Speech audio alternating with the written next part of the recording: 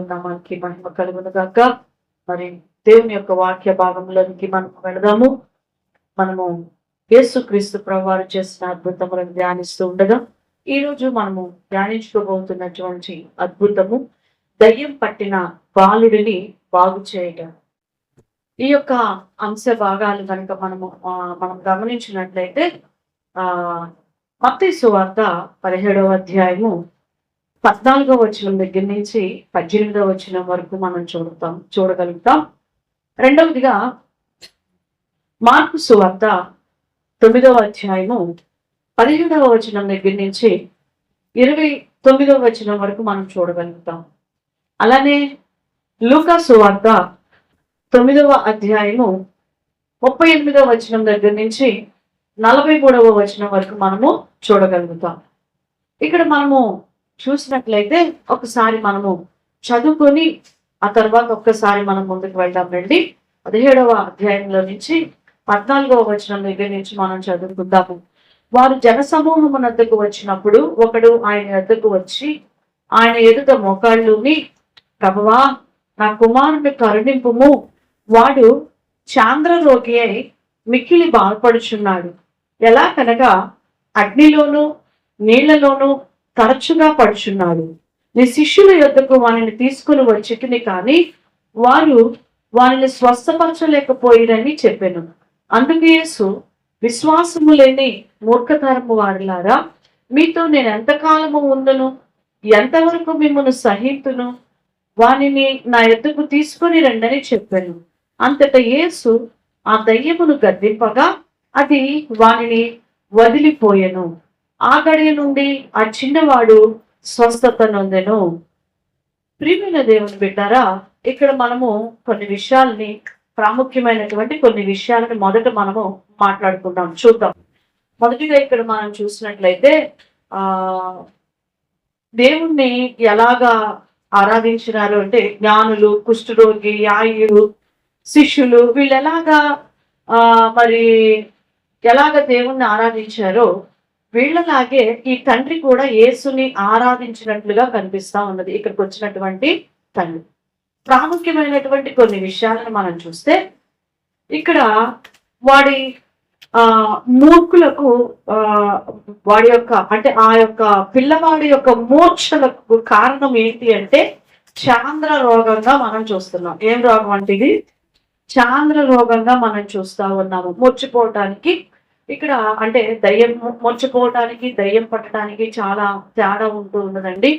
మనం మత్తయి సువార్త 4వ అధ్యాయములో 24లో చెప్పినటువంటి ఈ సందర్భంలో మనం చూస్తే మూర్ఛ రోగానికి కారణం దయ్యము క్రియలే అని యేసు ప్రభువారు గుర్తించడాన్ని ఇక్కడ మనం చూస్తా ఉన్నాం. మార్కు సువార్త 15వ వచనంలో మనం చూసుకుంటే ఆయన వర్ణించిన దయ్యపు ధోరణి ఎలాగ కనిపిస్తా ఉంది అంటే, ఇక్కడ ఆ దయ్యము ఏం చేస్తుందంటే ఆత్మహత్య చేసుకోవడానికి ప్రేరేపిస్తా ఉంది. ఏం చేస్తూ ఉన్నది? ఆత్మహత్య చేసుకోవడానికి ప్రేరేపిస్తా ఉంది. అంటే నాశనకరమైనటువంటి ప్రభావాన్ని చూపించే దయ్యాలుగా ఇక్కడ మనకి కనిపిస్తా ఉన్నాయి. నిజమే, ఈరోజు చీకటి పట్టినటువంటి వారు, దయ్యము పట్టినటువంటి వ్యక్తి ఎప్పుడు మొదలుగా ఆలోచించే ఆలోచన ఏంటంటే చచ్చిపోదాం అనేటువంటి ఆలోచన వారి జీవితాల్లోకి వస్తూ ఉంటుంది. మరి మన జీవితంలో ఎప్పుడైనా సరే నీ జీవితంలో ఆ తలంపు వచ్చింది అంటే నీలో ఒక చీకటి పని చేస్తుంది అని గుర్తించు. దయచేసి ఆ అపవాదికి మనం ఏమివ్వకూడదు, చోటు ఇవ్వకూడదు. ఇక్కడ చాంద్ర రోగం అంటే ఏంటి అంటే నిండు పౌర్ణమి రోజు చంద్రుడు వస్తాడు కదా, ఫుల్గా వస్తాడు కదా, ఆ రోజు చంద్రుడు వస్తాడు పౌర్ణమి రోజు. ఆ టైంలో వచ్చేటువంటి ఒక ఎగ్జైటింగ్ అనమాట. అంటే ఒక డిప్రెషన్ లోనికి వారు వెళ్ళిపోతూ ఉంటారు. ఒక డిప్రెషన్ లాంటిది అనమాట ఆ రోగం. ఆ టైంలో అది పనిచేస్తూ ఉంటుంది. పిచ్చి ఉంది ఇట్లా కొంతమంది కొన్ని అంటుంటారు, అప్పుడప్పుడు ఏదో అమావాస్య మెంటలోలాగా ప్రవర్తిస్తుంటాడు, మిగతా అంతా బాగానే ఉంటాడు, అమావాస్య వచ్చినప్పుడు ఇదేంటో ఇట్లా అని కొంతమంది వ్యక్తుల్ని గురించి మాట్లాడుతూ ఉంటారు. ఈ చాంద్ర రోగము అంటే పౌర్ణమి నాడు మాత్రము ప్రభావము చేస్తూ పని చేస్తూ ఒకలాంటి ఎక్సైట్మెంట్ లో వాళ్ళని ఒక డిప్రెషన్ లోనికి తీసుకువెళ్ళేటువంటిది అనమాట. ఆ టైంలో ఈ రోగం అనే అక్కడ కూడా తండ్రి కూడా చెప్తాడు, తరచు తరచు అన్నమాట కదా. అక్కడ మనం గమనిస్తూ ఉన్నాం తనను తృణీకరించినటువంటి యూదా నాయకులను ఎలాగైతే యేసు అంటే మనం ఇక్కడ కొన్ని ప్రాముఖ్యమైన విషయాలు మాట్లాడుకుంటున్నాం అనమాట. సో ఇక్కడ మనము గమనించినట్లయితే ఒకటి దురాత్మ ఆత్మహత్యలకి ప్రేరేపిస్తుంది అనేటువంటి ఒక విషయాన్ని, రెండవది చాంద్ర రోగం అంటే ఏంటనేది తెలుసుకుంటున్నాం. మూడవది ఇక్కడ మనం చూస్తే యేసుక్రీస్తు ప్రభువారు యూదును తనను తృణీకరించినప్పుడు వాళ్ళని చాలా గద్దించడాన్ని మనం చూస్తూ ఉంటాం. యూదుల్ని ఎలాగైతే యేసుక్రీస్తు ప్రభువారు వర్ణించినట్లే శిష్యులను కూడా ఇక్కడ గద్దిస్తున్నారు. ఎందుకంటే ఆ దయ్యమును వెళ్ళగొట్టలేకపోయినందుకు గద్దిస్తున్నారు. విశ్వాసము లేని మూర్ఖతరం వారులారా అని ఆయన సంబోధించడం ఇక్కడ మనం చూస్తా ఉన్నాము. తర్వాత ఒక మాట అంటాడు, ఏమంటాడంటే కొండల్ని తరలించడం అంటే అసాధారణ కార్యానికి రూపాలంకరణ అన్నమాట. ఇది ఆ విశ్వాసముతో ఉన్న అన్నప్పుడంట కొండలు కూడా ఏమైపోతాయి అంట, అక్కడ పడిపోతాయి అని చెప్పేసి అని మనం చూస్తూ ఉంటాం. అంటే క్రీస్తు తన అనుచరులకు అధికారము ఇస్తే అది చేయటం అసాధ్యకరమేమి కాదు అని తెలియజేస్తా ఉన్నది. మరి శిష్యులకు ఎప్పుడో ఇచ్చేశాడు ఆ అధికారం ఎప్పుడో ఇచ్చేశాడు. ఈ దయ్యాన్ని వెళ్ళగొట్టలేకపోవడం చాలా ఆశ్చర్యంగా అనిపించింది యేసుప్రభు వారికి కూడా. వారు ఎందుకు ఈ శిష్యులు ఏంటి అని చూశాడు. ఎందుకంటే ఈ దయ్యాలను వెళ్ళగొట్టడానికి యేసుప్రభు వారు అధికారం ఇచ్చాడు. మనము ముందు భాగంలో కనుక మనం చూస్తే మార్కు సువార్తలో మనకు చక్కగా కనిపిస్తూ ఉంటుంది. మార్కు సువార్త 3వ అధ్యాయములో 14 నుంచి 17వ వచనం వరకు, అదే మార్కు సువార్త 6వ అధ్యాయం 7వ వచనంలో కూడా శిష్యులను సిద్ధపరిచి దయ్యములను వెళ్ళగొట్టుటకు పంపినటువంటి ఆ వచనాన్ని మనం చదువు. ఒకసారి చదవండి, ఆ మాట చదవండి. మార్కు సువార్తలో ఒక మాట చదువుదాం. 3వ అధ్యాయము లేకపోతే 6వ అధ్యాయం 7వ వచనం చదువు. మార్కు సువార్త 3వ అధ్యాయము 14 నుంచి అయినా 6వ అధ్యాయం 7వ వచనమైనా వారు దయ్యములను వెళ్ళగొట్టు అధికారము గలవారై, అంటే దయ్యాలను వెళ్ళగొట్టడానికి శిష్యులకు యేసు ప్రభువారు మార్కు సువార్తలో చూస్తే ముందుగానే ఉన్నది. 9వ అధ్యాయం ముందే ప్రభువారు శిష్యుడికి అధికారం ఇచ్చేసేసారు. మత్తయి సువార్తలో కూడా మనం చూస్తాం, ముందుగానే అధికారం ఇచ్చేసారు యేసయ్య. మరి అంత అధికారం కలిగిన శిష్యులను సిద్ధపరిచి దయ్యాలను వెళ్ళగొట్టడానికి పంపినట్లుగా మనం చూస్తే, ఇంతకు ముందు వారు దయ్యాలను వెళ్ళగొట్టడంలో వారు విజయులన్నారు.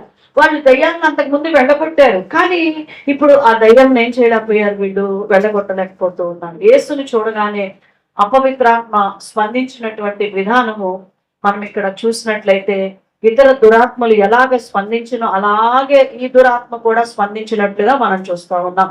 అంటే దయ్యాలను వెళ్ళగొట్టిన సందర్భాలు మనం అద్భుత కార్యాలు చూసాం. అక్కడ ఎలాగైతే అవి స్పందించినాయో ఇక్కడ కూడా ఈ దురాత్మ స్పందించడాన్ని మనము చూస్తా ఉన్నాం. మరి ఇక్కడ మనం చూసినట్లయితే ఇంకొక విషయాన్ని గమనించినట్లయితే, సుదీర్ఘ కాలంగా ఆ యువకుల్ని పట్టినటువంటి దయ్యాన్ని వదిలించడం అనేది యేసు ప్రభువారు చేసినటువంటి స్వస్థత మరింత ఆకర్షణీయంగా అక్కడ ఉన్నట్లుగా మనం చూస్తా ఉన్నాం. వాటిని నాశనం చేయాలని ఆ దెయ్యాల యొక్క దురుద్దేశంగా మనం చూస్తా ఉన్నాం. అందుకే కదా అవి ఆ టైంలో ఏం చేస్తున్నాయి అంట, అగ్నిలో నీళ్ళలో తోసేస్తున్నాయి ఆ దయ్యాలు పట్టినట్టు. అంటే అక్కడ ఏమైపోవాలని, చచ్చిపోవాలంటే ఎంత భయంకరమైందో ఒకసారి చూడాలి కదా.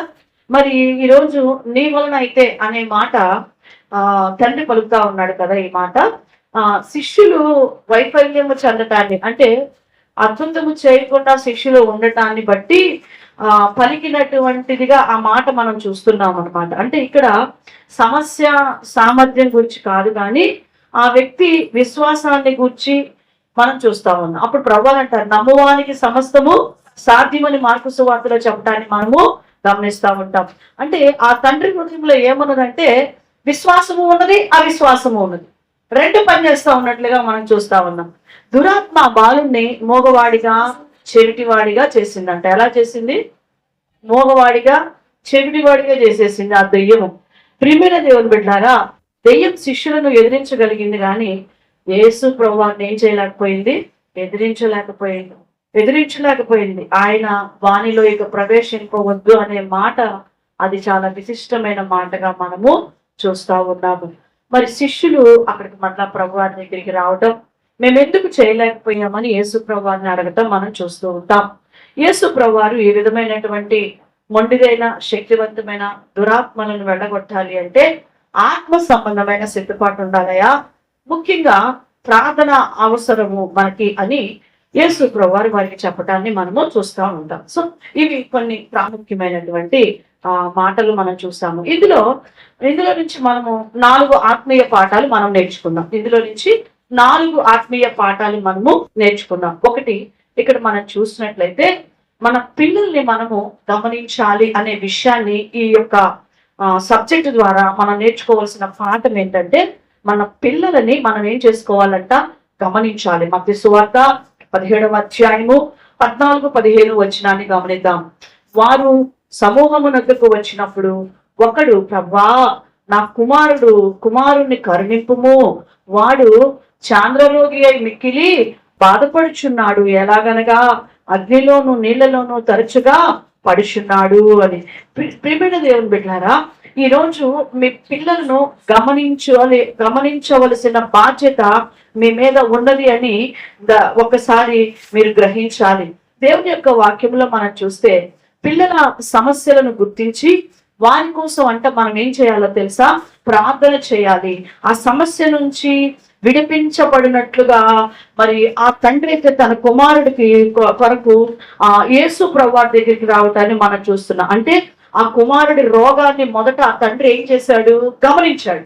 అసలు ఏంటి, నా కుమారుడు ఎందుకు పడిపోతున్నాడు, ఏమైంది ఇతనికని మరి ఆ కుమారుడిని తండ్రి గమనిస్తూ ఉన్నాడు. కాబట్టి ఆ కుమారుడికి పట్టిన దయ్యం ఏంటి, ఏ రోగం పట్టింది, ఆ రోగము ఆ దయ్యం వచ్చినప్పుడు అతన్ని ఏం చేస్తుంది అనే విషయాన్ని అంతటి కూడా ఈ తండ్రి ఏం చేశాడు, ఆ పిల్లవాడిని గ్రహించుకుంటా ఉన్నాడండి.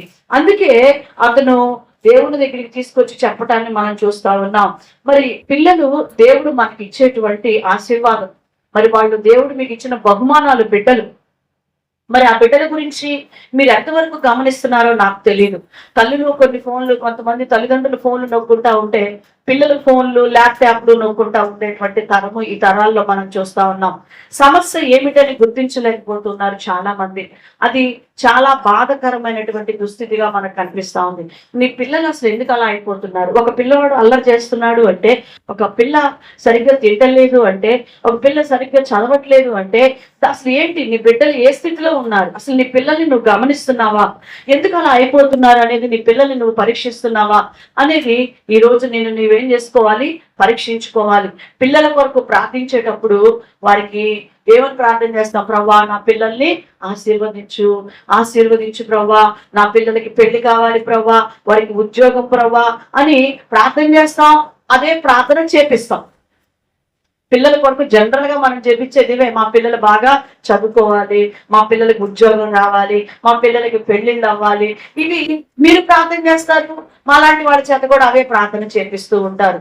కానీ ఈ రోజు వారికి అసలు నిజమైన సమస్య ఏంటి, ఎందుకు వారి జీవితాల్లో ఉద్యోగాలు రావట్లేదు, అసలు ఎందుకు వారు అలాంటి భయంకరమైన పరిస్థితుల్లోనికి వెళ్ళిపోతున్నారు, వారి వెనక ఏ క్రియ ఉన్నది, ఏ పాపము వారి జీవితంలో ఏలుబడి చేస్తా ఉంది, ఏ గర్వము వారి జీవితంలో ఏలుబడి చేస్తా ఉంది, ఏ పిల్లల దోషాలు వారిలో ఏలుబడి చేస్తా ఉన్నాయి అనేది నీ బిడ్డల్ని నువ్వేం చేసుకోవాలో తెలుసా, గమనించాలి. పిల్లల్ని ఎలా పెంచాలో మీ జీవితంలో నేర్చుకో. ఈ రోజు దేవుడి వాక్యం సెలవిస్తా ఉంది. పిల్లల యొక్క మూర్ఖత్వము, వారిలో ఉన్న పాపము లేక వారి గర్వమా ఏంటి కారణం అనేది మనము గమనించి గుర్తించి ప్రార్థన చేయాలంట. అంతేగాని బిడ్డను ఆశీర్వదించు, బిడ్డను దీవించు, బిడ్డకు ఉద్యోగం ఇయ్యి, బిడ్డకి వివాహం, ఇవన్నీ ఇట్లాంటి ప్రార్థన కాదు. ఎందుకు అవ్వట్లేదు వివాహం, దాని వెనక ఏంటి కారణం ఆలోచించాలి మనం. ఎందుకు జాబ్స్ రావట్లేదు, ఏంటి కారణం, ఏంటి పిల్లలు ఎందుకు అలా అయిపోతూ ఉన్నారు, ఏంటి తిరుగుబాటు ఎందుకు చేస్తున్నారు, ఏంటి వాళ్ళ వెనక ఏం పని చేస్తుంది, ఈరోజు నీ బిడ్డలు ఎక్కడికి వెళ్తున్నారు, ఏం చేస్తున్నారు, ఏం చదువుతున్నారు, ఏం చూస్తున్నారు, గ్రహించేవారిగా ఉండాలి. అందుకే యోబు గారు చూడండి, వాళ్ళ పిల్లల కోసం ఉదయాన్నే లేచి ప్రతి ఒక్క బిడ్డ కొరకు ఏం చేస్తూ వచ్చాడంట, బలి అర్పిస్తూ వచ్చాడు. ఒక బలి అర్పించడానికి మినిమం 1/2 అవర్ పడుతుంది. మరి అంతమంది పిల్లలకి ఒక్కొక్క పిల్ల పేరు మీద ఒక్కొక్క బలి అర్పిస్తూ అంత టైం స్పెండ్ చేశాడు బిడ్డలు. ప్రియమైన దేవుని బిడ్డలు, ఈ రోజు మనం నేర్చుకునే ఆత్మీయ పాఠంలో ఒకటి, మన పిల్లల్ని మనం ఏం చేసుకోవాలంట, గమనించి వారి కోసం ప్రార్థన చేసుకోవాలి. వారి కోసం దేవుని సన్నిధులను మొరపెట్టే బిడ్డగా ఉండాలి. ఈ తండ్రి ఆ బిడ్డ పరిస్థితి ఏంటి, అసలు ఎప్పటి నుంచి ఏమి రోగం పట్టింది, దాని పేరేంటి, ఆ దెయ్యం ఏంటి, ఆ దెయ్యం ఏం చేస్తుంది, అవన్నీ గమనించాడండి. బిడ్డని గమనించి మరి వచ్చినట్లుగా మనం చూస్తున్నాం. రెండవదిగా మనం నేర్చుకోవాల్సిన పాఠాన్ని చూస్తే, మన విశ్వాసము అనేది సంఘము మీద, సంఘ కాపరి మీద కాదు, కానీ యేసు క్రీస్తు మీద మన విశ్వాసం ఉండాలండి. ఎవరి మీద ఉండాలంట? మన విశ్వాసము సంఘం మీద, సంఘ కాపరి మీద కాదు మనం ఉండాల్సింది. ఎవరి మీద పెట్టుకోవాలి? విశ్వాసమునకు కర్తయు దానిని కొనసాగించు వాడైనా యేసు మీద నీ యొక్క విశ్వాసం ఆయన వైపు చూస్తుంది. మత్తయి సువార్త 17వ అధ్యాయంలో 16లో ఆ తండ్రి అంటున్నాడు, ఏమంటున్నాడంటే, నీ శిష్యుల యొద్దకు వారిని తీసుకొని వచ్చి కానీ వారు వారిని స్వస్థపరచలేకపోయారని చెప్పిన. అంటే ఇతను ఆ శిష్యుల వైపు, వాళ్ళ వైపు చూస్తున్నట్లుగా మనం చూస్తా ఉన్నాం. ఈ రోజు నీ విశ్వాసం అనేది, నాకు సంఘం ఉన్నది, నా సేవకులు ఉన్నారు కాదని అంటలేదు. నిజమే, నీ కష్ట సమయంలో నీతో పాటు చేయి కలుపుతాము, నీతో పాటు ప్రార్థన చేస్తాము, కానీ వారి మీద మనం ఏం చేయకూడదంటే ఆధారపడకూడదు, వారి వైపు మనం చూడకూడదు. ఇక్కడ ఆ తండ్రికి అలాంటి విశ్వాసం ఉన్నట్లుగా మరి మనం చూస్తాం. శిష్యుల దగ్గరకు తెచ్చాడు విశ్వాసముతో, నిరీక్షణతో, అయితే వారు ఏమి చేయలేకపోయారు. అయితే మరి ఆ తండ్రి మరలా ఎవరి దగ్గరికి తీసుకువెళ్ళాడు? యేసయ్య దగ్గరికి తీసుకొని వచ్చాడు. అక్కడ కూడా నిరాశపడలేదు అని, కానీ అంటే ఒకలాంటి అనుమానించటం కాదు, కానీ వీళ్ళ వల్ల కాకపోయేసరికి ఇంకా ఈయన ఏమి చేయలేడు అని అనుకోలేదు, కానీ ఆయన చేయగలరని ఒక నమ్మకంతో యేసయ్య దగ్గరికి వెళ్ళినట్లుగానే మనం చూస్తూ ఉన్నాం. యేసయ్య కూడా ఏమి చేయలేడు అనుకుంటే అసలు యేసయ్య దగ్గరికి కూడా వెళ్ళేవాడు కాదు, ఆ శిష్యులతోనే ఆపేసి వెళ్ళిపోయి ఉండేవాడే. ఈ రోజు చాలా మంది ప్రార్థన ఎలా ఉంటారంటే, పెద్ద దైవజనుడు అంట, ఆయన చేత ప్రార్థన చేయించుకుంటే భలే ఉంటదంట, భలే అద్భుతం జరిగిద్దంట, పెద్ద మీటింగ్ అంట తెలుసా, చాలా పెద్ద మీటింగ్ అంట, చాలా వందల మంది, వేల మంది వస్తున్నారంట తెలుసా, చాలా పెద్ద సంఘం అంట తెలుసా, పెద్ద బోధకులు అంట తెలుసా అని ఆ యొక్క స్వస్థత వచ్చిందంట అక్కడికి వెళితే తెలుసా అని వెళ్ళిపోతూ ఉంటుంటారు చాలా మంది. ఈరోజు నీ విశ్వాసం అనేది దేవుని మీద ఉండాలి. అది సరైనటువంటి విశ్వాసము కాదు. సంఘాన్ని, సేవకులను, మందను చూసి భ్రమపడి నువ్వు దయచేసి ఎప్పుడు ఎక్కడికి కూడా వెళ్ళొద్దు. ఆ యొక్క పరిస్థితిని చూసి ఈరోజు నీ విశ్వాసము గొప్పదని దేవుడు సెలవిస్తూ ఉన్నాడు. మన విశ్వాసము ఒక డినామినేషన్కో, లేకపోతే ఒక డినామినేషన్ మీద, ఒక పాస్టర్ గారి మీద ఆధారపడకూడదంట మన విశ్వాసం కదా. పలానా డినామినేషన్ అర్థం చేస్తే అంటే ఏంటిది అంటే, నీకు లేదా విశ్వాసం? నీకు లేదా విశ్వాసం? దేవుడు అడుగుతున్నాడు, నీకు లేదా? ఆ డినామినేషన్ వాళ్ళు, ఆ చర్చిలో వాళ్ళు ప్రార్థన చేస్తే, ఆ చర్చిలో వాళ్ళు ఆరాధన చేస్తే నువ్వెందుకు ఆరాధన చేసుకోలేకపోతున్నావు?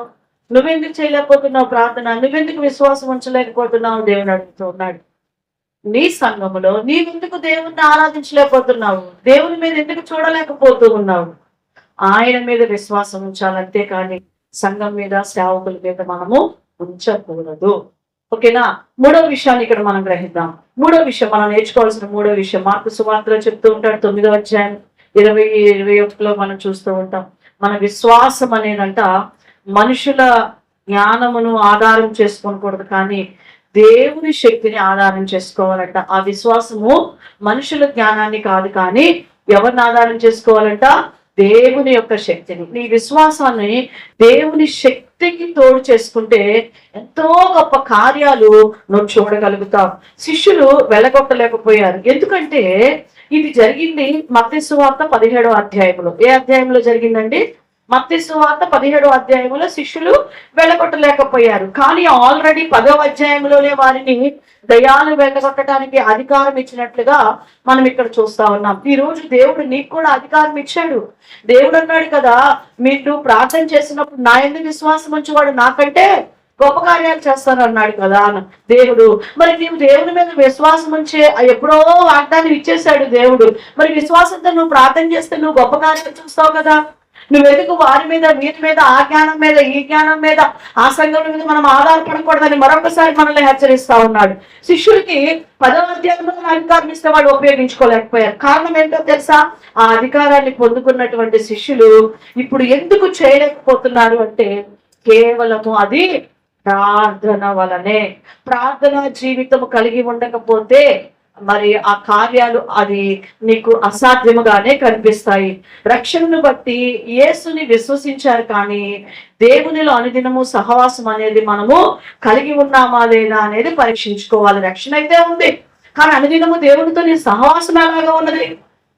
ఉదాహరణకి మనం వైఫై ఆన్ చేసామనుకోండి, వైఫై ఆన్ చేయగానే చాలా మంది కనెక్ట్ అవుతారు చుట్టూ కదా. మన సెల్ ఫోన్ కానీ ఏదైనా నెట్ ఆన్ చేసినప్పుడు వెంటనే చుట్టుపక్కల వెంటనే కనెక్ట్ అవుతారు. వాళ్ళు మనతో కనెక్ట్ అవ్వాలి అంటే దానికి ఒక పాస్వర్డ్ ఉంటుంది. ఆ పాస్వర్డ్ తెలిసిన వాళ్ళు వెంటనే ఏం చేసేస్తారు, కనెక్ట్ అయిపోతారు అంతే. నా ఫోన్ ఎప్పుడైనా నేను అట్లా పెట్టాను అంటే, వైఫై అట్లా ఆన్ చేసాము అంటే టక్కుని కనెక్ట్ అయ్యే వాళ్ళు 2-3 కనిపిస్తుంటారు. ఎందుకంటే వాళ్ళకి నా యొక్క పాస్వర్డ్ తెలుసు కాబట్టి. పాస్వర్డ్ తెలియకపోతే వాళ్ళు కనెక్ట్ అవ్వలేదు. అలానే దేవుని యొక్క సన్నిధిలో ప్రార్థన కూడా ఒక పాస్వర్డ్ లాంటిదే. ఎందుకు నీ బిడ్డ విషయంలో జయం చూడలేకపోతున్నావు? ఎందుకు నీ కుటుంబం విషయంలో జయం చూడలేకపోతున్నావు? ఎందుకు నీ భర్త విషయంలో జయం చూడలేకపోతున్నావు? ఎందుకు అప్పుల విషయంలో జయం చూడలేకపోతున్నావు అంటే పాస్వర్డ్ అనే ప్రార్థన నీ జీవితంలో చేత కావట్లేదు, అది మర్చిపోయావు. అనేకమైనటువంటి వరాలు అనేకమైనవి దేవుడు ఇచ్చినాడు, కానీ అవి పొందుకోవాలి అంటే ప్రధానమైనది ప్రార్థన. మన ఆత్మీయ జీవితంలో ప్రార్థన అనేది చాలా అవసరమని దేవుడు ఇక్కడ మనకి సెలవిస్తా ఉన్నాడు. ఇక్కడ యేసు ప్రభువారు ఆ పైన వచనాల్లో చూస్తే యేసు ప్రభువారు పేతురు, యోహాను, యాకోబులను తీసుకొని పైన ప్రార్థన చేస్తా ఉన్నాడు. ఈ 9 మంది శిష్యులు కింద ఉన్నారు. ఈ 3 శిష్యులు పైకి తీసుకెళ్లి వాళ్ళు ప్రార్థన చేస్తా ఉన్నారు. ఈ శిష్యులు ప్రార్థన చేయమని చెప్పేసి కింద వదిలేసారు. ఈ 9 మంది వీళ్ళు ప్రార్థన చేయకుండా ఏం చేస్తున్నారు? వారి యొక్క అధికారాన్ని ఉపయోగిస్తున్నారు. ఇప్పుడు అర్థమైందా మీకు ఎందుకు జయం రావట్లేదో? దేవుడు మనకు అధికారం ఇచ్చాడు, మనకు కూడా ఇచ్చాడు. ఆయన ఎందుకు విశ్వాసం ఉంచిన వాడు ఆయన కంటే గొప్ప కార్యాలు చేస్తాడని యేసయ్య మనతో చెప్పాడు. కానీ మనం ఎందుకు చేయలేకపోతున్నాము అంటే ప్రార్థన చేయాల్సిన మనము ప్రార్థన చేయకుండా అధికారాన్ని మాత్రమే ఉపయోగిస్తున్నాం. అర్థమవుతుందా? ప్రార్థన చేయకుండా అధికారం ఉపయోగిస్తూ ఉన్నాం. ప్రార్థన లేకుండా అధికారం ఉపయోగిస్తే దేవుని ఆత్మ కార్యములు జరగవు. ఈరోజు దేవుని సన్నిధిలో ఆత్మ కార్యము జరిగినట్లుగా, అద్భుతాలు జరిగినట్లుగా ప్రార్థన ఉండాలి. వీళ్ళు 3 తీసుకొని వెళ్ళి వాళ్ళని ప్రార్థన చేస్తున్నారు. ఈ శిష్యులను యేసుప్రభు వారు కింద 9 మంది ఏమో ప్రార్థన చేయకుండా అక్కడ దయ్యం వెళ్ళగొడుతూ ఉన్నారు. ప్రార్థన లేకపోవటం వల్ల వాళ్ళు ఏం చేయలేకపోయారంట, అక్కడ దయ్యమును వెళ్ళగొట్టలేకపోయారు. అందుకే ప్రభువారు అంటూ ఉంటారు అక్కడ కదా, ఇది వదిలిపోవాలంటే ఏముండాలంట? ప్రార్థనా జీవితం. అంటే కింద ఫుట్ నోట్ లో చూస్తాం, ఉపవాస ప్రార్థన వలన. ఈరోజు నీ జీవితంలో ఎంతవరకు ప్రార్థన ఉన్నది? ఎంతవరకు దేవునితో నువ్వు గడుపుతూ ఉన్నావు? నాకు తెలీదు. అలా దేవుని దగ్గర కనపడి అలా వెళ్ళిపోతూ ఉన్నామేమో, ఒక 2 నిమిషాలు, ఒక 5 నిమిషాలు కనపడి వెళ్ళిపోతూ ఉన్నామేమో, పరిశీలన చేసుకోవాలి. 4వ విషయాన్ని మనం గమనిద్దాం. ప్రియమైన దేవుని బిడ్డలారా, ఇక్కడ 4వ విషయాన్ని మనం చూసినట్లయితే సమస్తము ఆయన ఆజ్ఞకు లోబడుతుంది.